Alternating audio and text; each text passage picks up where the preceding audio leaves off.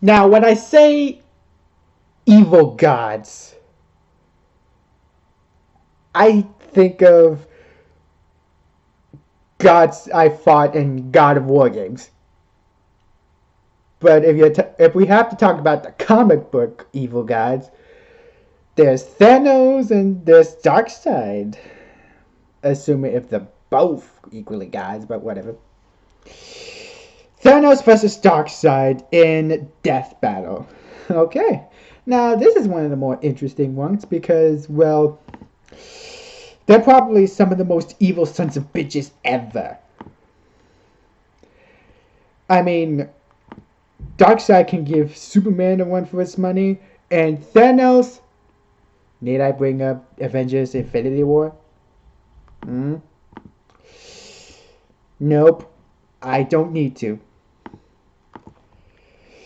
But apparently they're going to fight each other. It's about time, too. Now, who's going to win? I wonder.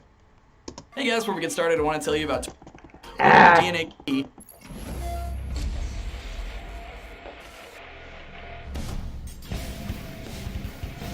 Power. Some spend entire lives in search of it, while for others, it is their birthright. But what truly matters in the end is how it's used.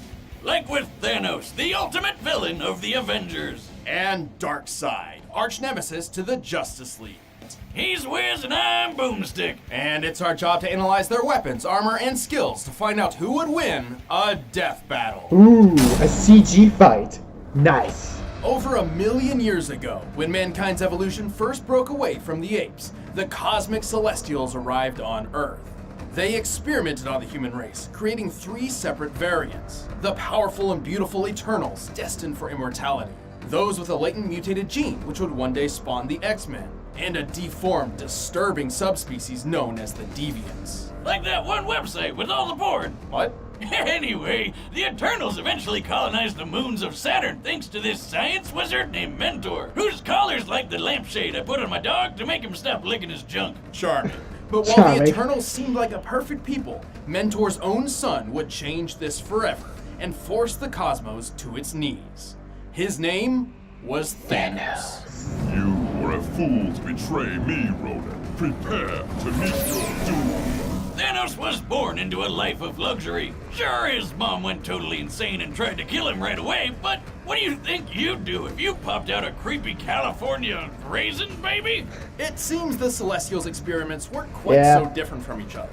Despite his eternal heritage, Thanos' large, disproportionate body and thick purple skin were thanks to a deviant mutation. Which you'd think would mean everyone would hate him, but nope. The Eternals were super progressive and totally cool with a wrinkly grimace walking around. In fact, Thanos was greatly admired for his exceptional intelligence and creativity. He was set for a positive and decorated future.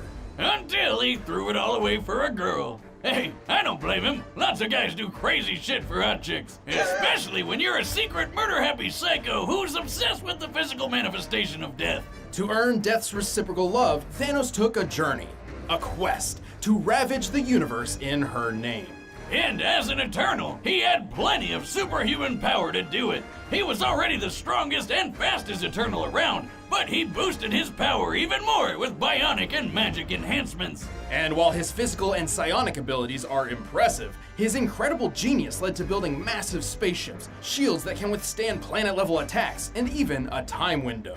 And the most badass throne ever! It comes packed with its own laser weapons, light speed travel, and it can teleport through space and time! And unlike most Eternals, Thanos has also dabbled in the mystic arts. Petrification, curses, even some of his throne's abilities seem to be more magic than hard science. All of this potential makes Thanos an incredibly dangerous foe.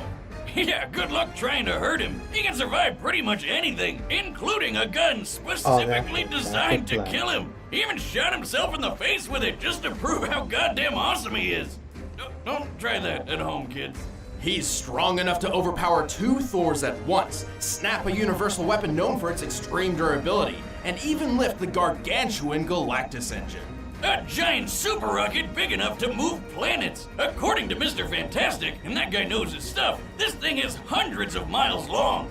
While the Galactus engine's size seems to vary from comic to comic, Reed's assertion matches its appearance when it propelled Ego the Living Planet. By examining the engine in 3 separate parts, applying the density of steel, and comparing Ego's diameter of 4,165 miles, we've found that Thanos must be lifting about 50 quintillion tons. That's like holding up 140 trillion Empire State Buildings. And he's doing this inside the gut of a living Kurt Russell planet that eats other planets and even stars. Man, I thought I had an iron stomach. But destroying a star isn't a simple thing. Any energy directed toward a star would just be absorbed and adapted to. Only by completely nullifying a star's constant energy output can it be eliminated. So Ego's stomach acid must be deadlier than freaking supernovas or a black hole. He'd probably love Mama Boomstick's world-famous ghost pepper pie. Ugh. It's fine, just dip it in some squirrel paste. Surviving the stomach of Ego isn't so far-fetched for Thanos, considering he's also survived a dip in a black hole, extreme reality warping across the metaverse, and the voice of Black Bolt. What's so special about this guy, you ask? Well, with just a whisper, he obliterated 1 billion tons of rock. This guy can easily break a planet with just one shout, and Thanos took 3 of them to the face. Although Thanos isn't known for being a speedster character, he's still quick enough to battle the likes of Silver Surfer, a being who can cover 500,000 light years in just a couple of seconds, putting him over 3 trillion times faster than light. With so many impressive showings, it's hard to truly find a weakness. Except for one. You again? Thank you.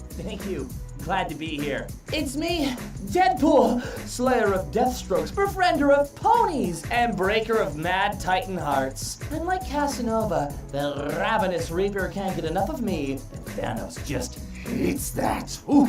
Well, Thanos did curse him so he couldn't die and be with her. I know, right? He's a big purple crybaby.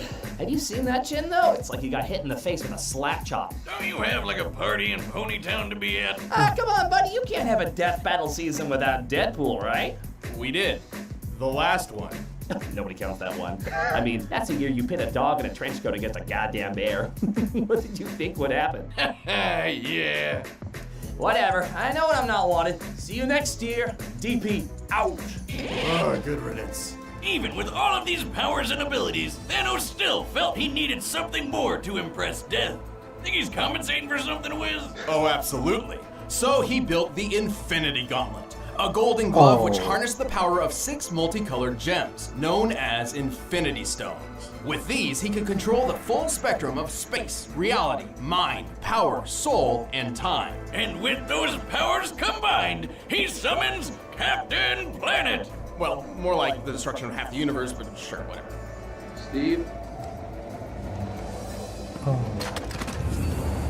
They had to bring that up. But wait, isn't the Time Stone the green one in Doctor Strange's necklace? Well, in the movie universe, the Time Stone is green, but in the original comic series, it's orange. This is because every universe has its own unique Infinity Gauntlet that works exclusively there. And sometimes the stones are different in color. Here, just follow this handy diagram I made. Yeah, don't care. So with all the stones, he wiped out half the universe with only a snap of his fingers. But he also started going a bit crazy and began to doubt his ability to perform. Hey, happens to the best of us. Yet it never keeps the Mad Titan at bay for long, whose constant lust for power and godly status in the universe is only matched by his drive to just kill everybody. Dread it, run from it, destiny arrives all the same. And now it's here. Or should I say,